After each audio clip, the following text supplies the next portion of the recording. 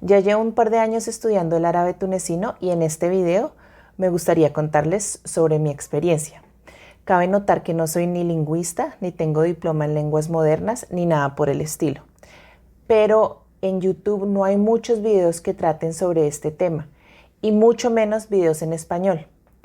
Por eso hoy me gustaría compartirles algunas de las dificultades que he tenido aprendiendo este idioma, cómo las he superado y cómo estudio. Antes que nada, este es un corto resumen de Túnez y de las particularidades de su dialecto. Túnez es un país pequeño ubicado en el norte de África que queda entre Argelia y Libia. Su población es de alrededor de 12 millones de personas. El dialecto tunecino está fuertemente influenciado por el tamasig, que es un grupo de lenguas indígenas del norte de África, así como por el francés debido a su historia colonial, por el italiano y por el turco, y tiene muchas palabras que vienen de estos idiomas, lo que hace del árabe tunecino diferente a los otros dialectos del árabe.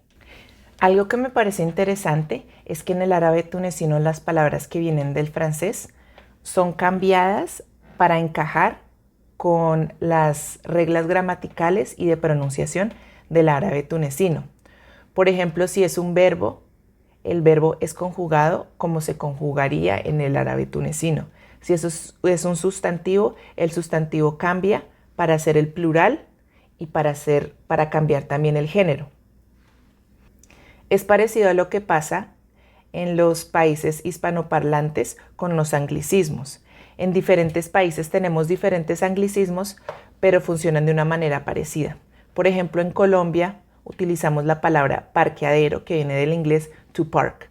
Cambia un poquito la pronunciación, cambia la manera como la escribimos, porque la escribimos con Q, U, E para decir parqueadero, no la escribimos con K. Y eso de adero viene del español. Otro ejemplo es como decir googlear. Yo googleo. Es algo que se usa en la vida cotidiana y que cambia para que encaje el español. También usamos otra palabra que es lonchera. Lonchera para las personas que no entienden o que no utilizan esta palabra es la cajita en donde los niños llevan su almuerzo o su comidita a la escuela. Crecí con esa palabra sin saber que venía del inglés. Fue ya de adulta me di cuenta, lunch, lonchera, tiene sentido. Esto pasa con las palabras que vienen del francés y que cambian para encajar al árabe tunecino. Algunos ejemplos ya del árabe tunecino. Primer ejemplo. La palabra original en francés es comptable, que significa contador o contadora. Esta palabra se vuelve comptable o comptabilia. Podemos ver que cambia un poco para mostrar el género de la palabra. Se le agrega la A al final para volver la palabra femenina, comptabilia. El segundo ejemplo es la palabra cours, que en francés significa curso. Es una palabra singular. Esta palabra también se puede utilizar en el árabe tunecino, pero también se puede utilizar el plural kurat, kurat. El tercer ejemplo es el verbo critiquer, en francés, que significa criticar. Este verbo es conjugado en el árabe tunecino como si fuera cualquier otro verbo. Por ejemplo, nekretikihom, que significaría yo los critico.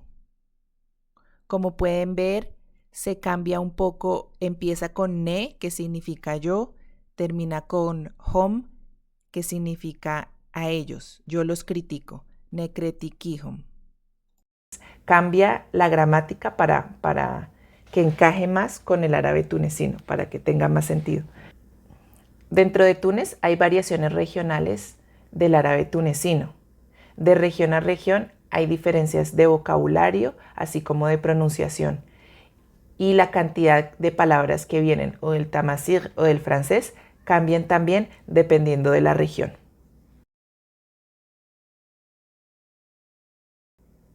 La escritura del árabe es algo que puede asustar a muchas personas por lo que es un alfabeto nuevo.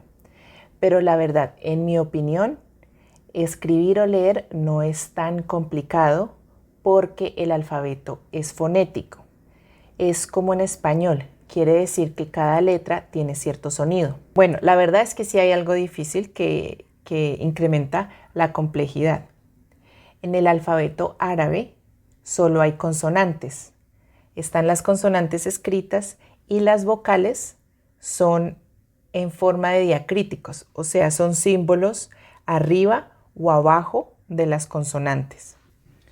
Muchas veces en la escritura los diacríticos no son usados y esto complica leer, porque cuando tú ya conoces el lenguaje, alguien que ya creció hablando el idioma y lo escribe o lo lee, ve solo las consonantes y ya puede deducir por el contexto y solo por las consonantes el significado de la frase. Pero si tú todavía estás aprendiendo y no dominas el idioma bien y no hay diacríticos, no es tan fácil saber cómo se pronuncia adecuadamente y tampoco qué significa. Para aprender a leer, les tengo 3 consejos. El primer consejo es no aprenderse el nombre de la letra, pero el sonido de la letra. ¿Qué quiere decir esto? Por ejemplo, si tú estás aprendiendo español y vas a aprender, por ejemplo, la letra D. En cambio de aprenderte el nombre de la letra, o sea, D, tienes que conocer es el sonido que hace. Por ejemplo, D. Cada vez que la veas, tú vas a decir D, no D. Si tú vas a deletrear la palabra idioma y quieres leer, necesitas saber es que la D no suena D, pero suena D. Idioma. Entonces, el primer consejo, apréndanse el sonido de la letra y no el nombre. Mi segundo consejo para aprender a leer y a escribir. El alfabeto normalmente cuando lo enseñan nomás la variación aislada. ¿Qué quiere decir esto? Cada letra del alfabeto tiene 3 variaciones. Se escribe diferente si va al principio de la palabra, si va en la mitad o si va al final. Normalmente cuando tú lo estás aprendiendo, no te deberías aprender solamente la forma aislada, sino también cómo se usa al principio, en el inicio, en la mitad y al final. Ese es mi segundo consejo. Mi último consejo para leer y escribir es el más importante. Si no te acuerdas de los otros 2 consejos, está bien, pero de este sí te tienes que acordar y es tener paciencia. ¿Y por qué paciencia? Si tienes hijos o sobrinos, fíjate cuánto tiempo toman los niños para aprender bien. Tienen que aprender mayúsculas, minúsculas, cursiva. A veces en el computador las letras también se ven un poquito diferentes. Entonces acuérdense, o cuando ustedes aprendieron a leer, o si tienen un niño cerca, miren el proceso tan largo. Va a tomar tiempo y les va a tomar tiempo a ustedes también para poder leer fluidamente. La segunda dificultad que les quiero compartir hoy es la falta de estandarización. Como probablemente ya saben, el dialecto tunecino no está estandarizado. En situaciones formales se usa el árabe estándar o el francés. El dialecto tunecino en sí no tiene reglas prescriptivas ni ortografía y de igual manera la escritura es flexible. Esta fue una de las particularidades que pensé que me iban a facilitar mi aprendizaje con el árabe tunecino. Porque, por ejemplo, es como si yo escribiera en español hospital sin H y con Z.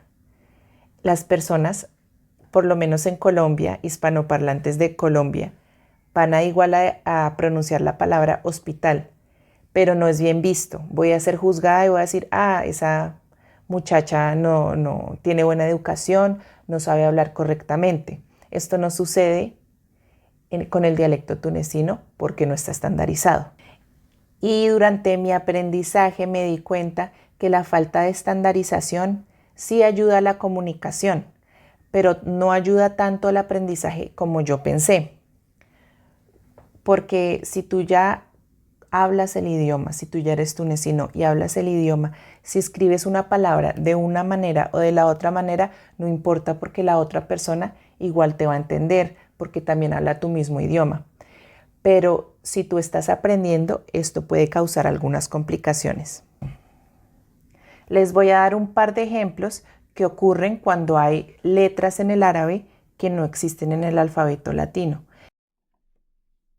El primer ejemplo es con la letra Ain, que no tiene un equivalente en el alfabeto latino. Es común entre los tunecinos que la escriban con el número 3, pero este no siempre es el caso. Una palabra muy común que es Aslema, y que significa hola. Yo ya la he visto escrita de 3 diferentes maneras. Si tú hablas el idioma y conoces esta palabra, tú la entiendes y no hay problema. El problema es si tú estás aprendiendo y no hay un 3. No vas ni siquiera a intentar pronunciar bien porque no te das cuenta que debes pronunciar aslema. Vas a decir solamente aslema y no aslema. El segundo ejemplo es con la letra ja. Espero la esté pronunciando bien. Esta letra tampoco tiene equivalente en el alfabeto latino. Es común escribirla con H o con el número 7. Por ejemplo, la palabra halal. Halal es una palabra que se ve muchas veces escrita con H, siendo que el sonido no es como la H del inglés. No es halal, no. Si tú conoces la palabra, sabes que se debe pronunciar halal, pero si no la conoces, la pronuncias mal con H y ya, eso es todo. Vale la pena notar que dependiendo de los materiales o libros que consigas para tu aprendizaje, los símbolos que se utilizan van a ser diferentes. Si es un libro que tiene de base el inglés, va a tener símbolos que se utilizan en el inglés. Por ejemplo, van a utilizar la SH en cambio de CH para el sonido sh. Por ejemplo, en la palabra Shnahawelik, el libro va a tener escrito una SH porque en inglés la SH hace el sonido sh. También van a utilizar la TH para 2 sonidos diferentes. Y d, y d, porque en el inglés la TH tiene 2 sonidos diferentes. Por ejemplo, Thursday y these. Son 2 sonidos diferentes para el TH. Entonces, en ese libro, la TH se va a utilizar para estos 2 sonidos diferentes.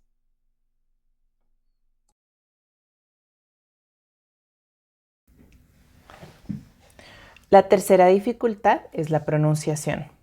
La pronunciación del árabe es complicada porque tiene sonidos que no existen en el español y que vienen como de la garganta. Y también hay sonidos que no existen en la mayoría de los idiomas. Voy a hacer mi mejor esfuerzo para pronunciarlos, pero recuerden que no es mi lengua materna. Las letras son ha, sod, dod, to, dha, ain, qaf. El árabe también tiene más letras que no existen en el español, por lo menos en la variación colombiana, que es la que yo utilizo, pero que sí son comunes en otros idiomas o en otras variaciones del español. Estas letras son tha, como Thursday en inglés, ja, como la J en algunas variaciones del español, dal, como these en inglés, za, como zebra en inglés, rein como rose en francés y por último sheen como show en inglés. La única forma de mejorar la pronunciación es la práctica, pero sí les puedo dar un tip para las letras que son enfáticas, o sea, sod, dod, que son como pesadas. El tip es pensar en esas letras como la L del inglés. La L del inglés tiene dos sonidos, una que es parecida a la del español, como l, pero hay otra que es o. Por ejemplo, little, es diferente a l. Si piensan en esas consonantes enfáticas, por ejemplo, S, sin, una S normal, sin, sod, sod. La boca se pone parecido a la L del inglés. Es un tip que a mí me ayudó, por lo menos en teoría, a entender cómo tiene que estar la boca para hacer ese sonido. Otro que considero que me ha ayudado para la pronunciación es tomar clases seguidas más o menos de media hora y durante esas clases aprendo a leer. Pero al mismo tiempo, cuando tú lees, tienes que asegurarte de pronunciar bien. Mi profesora es estricta y se asegura de que yo haga los sonidos correctamente.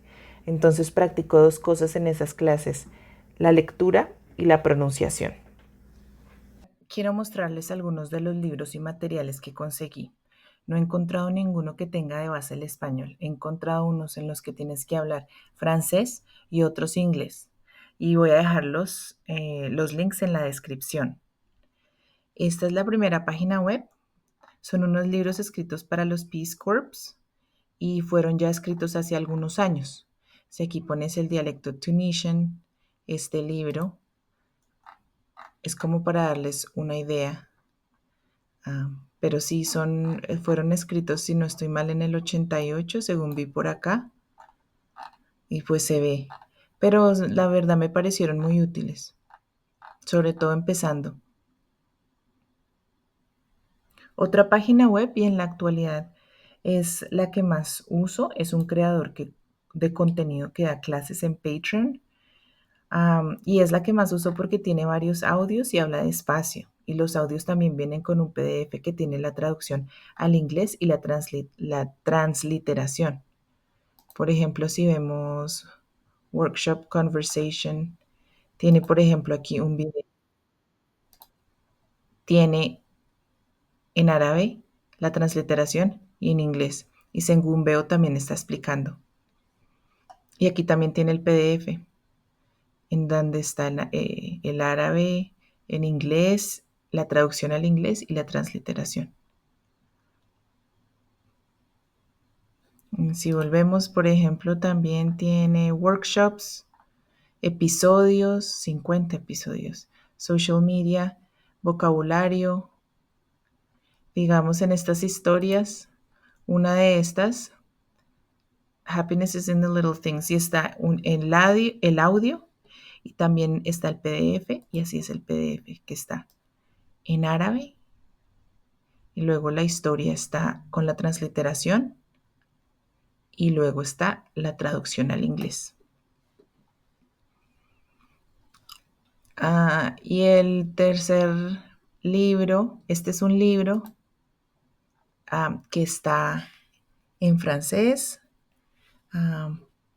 y yo lo compré aquí, pero también está en Amazon. Y es un libro bueno, tiene varios capítulos y cada capítulo empieza con un diálogo, luego hay el vocabulario que se usó en el diálogo. Luego está algunos ejemplos de algo de gramática y un poco de repetición y de traducción del francés al árabe y del árabe al francés. Y también lo otro que uso son las plataformas para para conseguir tutores de idiomas, las cuales utilizo Preply, y italki es la otra. Y más o menos depende del mes, pero qué tan ocupada esté. Pero últimamente estoy intentando tomar clase 2 veces por semana con un tutor de Túnez.